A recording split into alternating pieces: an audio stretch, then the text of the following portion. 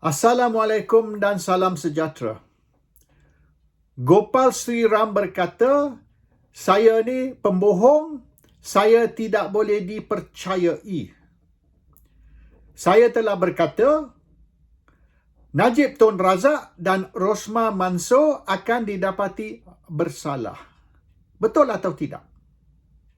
Najib dan Rosmah didapati bersalah ataupun mereka didapati tidak bersalah. Yang mana satu? Sekiranya Najib dan Rosmah didapati bersalah, maknanya apa yang saya cakap tu betul lah.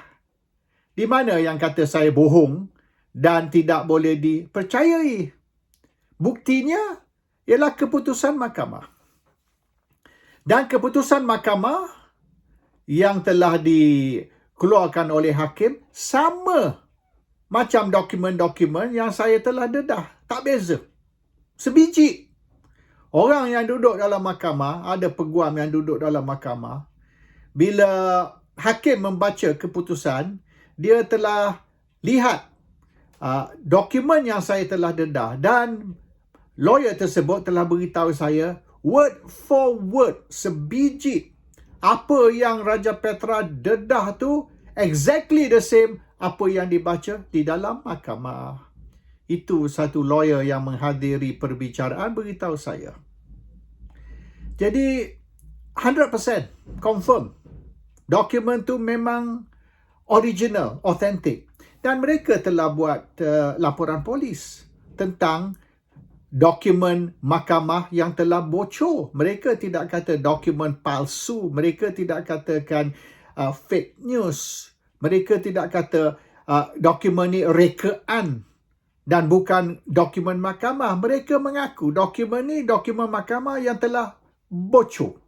Dan mereka buat laporan polis tentang kebocoran dokumen tersebut. Bermaknanya authentic lah, original lah. Ini bukan pembohongan. Okey, satu lagi Gopal Sri Ram kata, Raja Petra ni dia akan tulis apa saja yang orang bayar dia suruh tulis. Dia ni blogger upahan lah. Dan ini juga yang budak-budak UMNO cerita. Samalah, nada dia tu serupa. Saya nak tanya, Gopal Sri Ram ni, dia punya syarikat guaman, Gopal Sri Ram & Co. Syarikat guaman ni, yang dia ambil tu, orang yang telah dituduh, di-charge, ataupun ditangkap, klien tu ataupun anak guam yang diambil tu semua tidak bersalah ke? Banyak kes tu yang di mana sekiranya didapati bersalah hukuman bunuh, mereka pergi ke Gopal Sri Ram dan ada beberapa lawyer lain lah, Syafiq Abdullah seorang lagi darinya.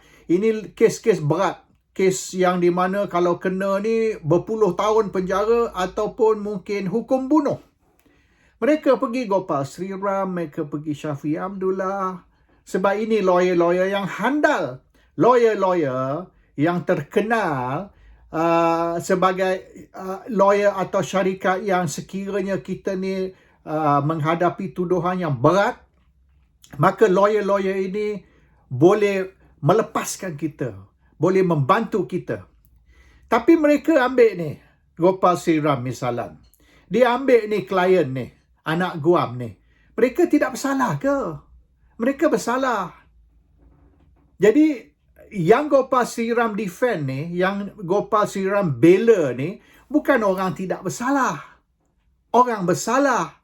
Orang yang memang buat apa yang dituduh mereka buat. Nah, sebab apa? Adakah Gopal Sri Ram ambil mereka ni for the sake of justice? Untuk kononnya keadilan? Tidak. Sebab lagi berat kes, lagi berat hukuman sekira didapati bersalah, penjara seumur hidup ataupun 30 tahun penjara ataupun hukum bunuh. Lagi mahal mereka charge. Dan sekiranya kita menghadapi kes ataupun charge di mana kalau kita didapati bersalah hukum bunuh, mereka akan terpaksa bayar banyak. Saya tahu satu lawyer yang mengambil satu kes tu sampai berjuta legal fees berjuta. Sebab sekira sangkut, sekira didapati bersalah, hukum bunuh. Jadi berjuta pun mereka boleh bayar. Sebab ini nyawa dia ni. Jadi orang macam Gopal Sri Ram ni, dia bekerja untuk duit, bukan untuk keadilan. Dia ambil klien ni. Katalah kita ada kes hukum bunuh. Kita ni smuggler dadah lah kata. Bila kita smuggle dadah dari Thailand, kena tangkap. Tapi kita ni driver taksi, bukan orang besar. Dan mereka kata, okey, kena bayar 500,000 legal fees. Dah, saya ni ada 10,000 je cash. Tak ada lebih pada 10,000. Gopal Sri Ram nak ambil ke kes driver taksi yang pokai tadi, yang tak ada duit? Kalau tak boleh bayar dia punya legal fees sampai ratus ribu ke sampai juta, dia nak ambil ke? Ada kes yang saya tahu, saya tak mau sebut dah nama. Tapi lawyer tu charge sampai 30 juta. 30 juta cash. Kena bayar dulu. Bukan bayar kemudian, upfront. Tapi hukumannya berat. Jadi yang dia orang ambil ni, sampai berjuta ni, legal fees. Ataupun berpuluh juta atau berbelas juta legal fees. Orang macam Gopal Sri Ram ni, dia membela orang tidak bersalah ke? Dia membela orang bersalah kerana duit.